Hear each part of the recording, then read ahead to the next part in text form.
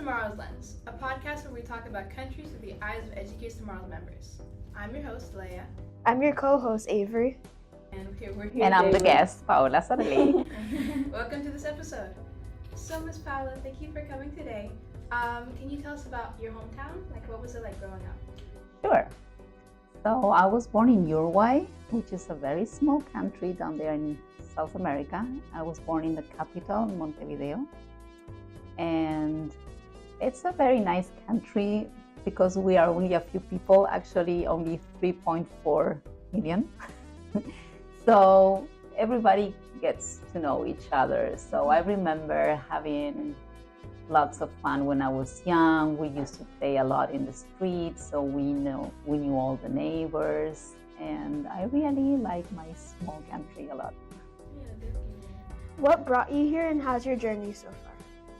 Okay, so I came here 18 years ago because of my ex-husband's business. He used to work for a restaurant called Novecento, and they were opening a few of Novecentos here in Miami. So that was the reason I came here. And to be honest, I thought it was only going to be for 2 years, and then I was going back. But then I like it here, and then my kids were born here, and so far I'm still here. I'm glad you like it here. Is there anything you miss about Uruguay? Well, of course, I miss my family and my friends. I'm lucky because most of them, especially my parents, are coming every year to visit me. But yeah, I used to have a very big family, and here it's only me, my ex-husband, and my boys, and one of my brothers. So I'm really missing my large family and my friends. That's basically what I'm missing most. Is there any cultural differences that you miss in Uruguay? Well, let me tell you, when I arrived to this country, I was feeling a little bit weird when I was being introduced to someone, because in Uruguay we all give kisses and hugs. And here, people like to shake hands. So it was weird for me every time I was meeting someone and I was about to kiss and they were shaking hands. I'm like, whoa. So that took me a while to get used to. And what else? Well, in Uruguay, every time I was going out for dinner or meeting some friends, we usually, one of us is picking up the other, so we like to go all together. And here people like to meet in places, they go on their own. So basically those two things were kind of weird at the beginning. Yeah. Speaking of dinner, can you share any of your favorite traditional dishes? Anything you make? Yes, in Uruguay we like eating barbecues a lot. Like meat is basically what we eat most. And there's a difference in our barbecues because we don't cook the barbecues like here with electric or gas barbecues. We use like wood to make the fire, and that's how we cook it. Wow. So yeah. And then what else? We are very famous for our dulce de leche, which is kind of the caramel.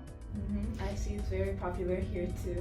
Yes, so I'm always trying to find a place where I can buy Uruguayan dulce de leche. I'm missing dulce de leche a lot. What's something unique about Uruguay? We have beautiful beaches. So we have in the south part of Uruguay, there's a coast, then we have the river, Rio de la Plata, that's a river, and then on the other side, there's the Atlantic Ocean. And we really have beautiful beaches there. And so the most famous place with beaches that most of the people around the world know is called Punta del Este, which is basically a summer place. And that's really very beautiful. Can you share a favorite Uruguayan tradition or holiday with us? Well, we are pretty famous for our carnival. They say that we have the largest carnival in South America because we take a lot of days to celebrate that holiday. People get ready for that holiday around the year.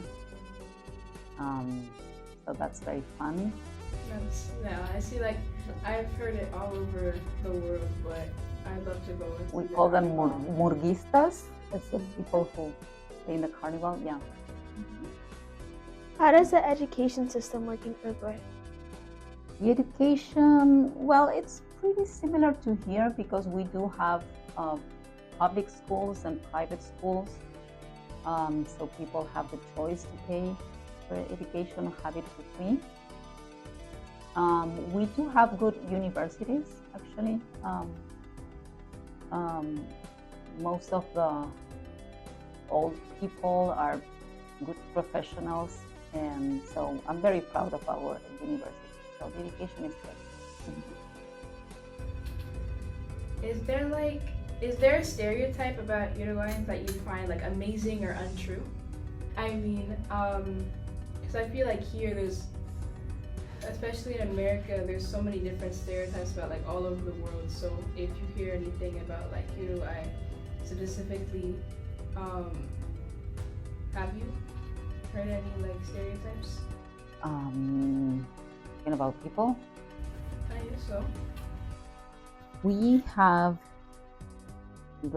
what we call gauchos, that are people that work in the farms, and they are typically dressing like the gaucho styles of pants are like baggy pants, and with their hats, and they're very unique. When you see a gaucho, you can totally see that he's a gaucho. They dress up differently.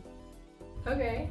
I guess we should wrap it up on time. And one last question. If you could bring anything from Uruguay, what would you bring? Well, of course, dulce de leche. I'm missing that a lot. And Uruguay people, not me, but I'm mostly one of the only one that doesn't do that. But people like drinking mate. I don't know if you heard about mate. Mate is like hot infusion, herbal infusion, and Uruguayan people drink mate since they wake up in the morning until they go to bed. And they like to do it not only at home, they like to carry the mate wherever they're going.